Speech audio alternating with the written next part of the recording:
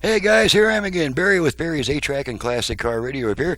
This time we're demonstrating a Lafayette RK D985 recording deck. Now one thing I'm going to say is I've always been a huge fan of Lafayette because when I first started working in electronics, I was like 12, 13 years old, so I was not even close to driving age, and the Radio Shack was a 15-minute walk. The Lafayette was an hour walk, so naturally almost all of my shopping was at Radio Shack.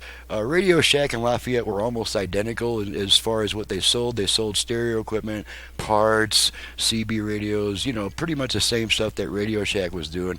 But because I didn't want to walk to Lafayette nearly as much as the 15-minute walk to Radio Shack, naturally, if you can't have something, you want it even more. So I basically couldn't have Lafayette as much as I could have Radio Shack, so I just longed for Lafayette. So that's why I'm really happy to have a Lafayette unit on my bench, because if I couldn't visit the store that often, at least I get to work on their equipment. So this unit needed a new motor. It comes from Rod in Olathe, Kansas, and so now we're going to check it out, make sure it works before we set her back. So we got some Neil Sedaka. Let's turn the unit on.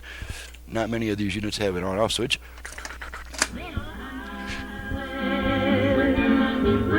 Alrighty, make sure we got both speakers.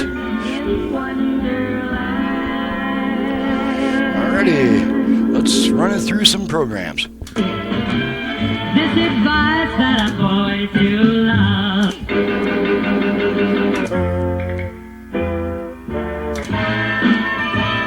Oh yes, she found a bar. I was wheeling at her, screeching at me, couldn't sleep at night. Oh, if you don't come and kiss me, you're the one I've waited for. Go out and get.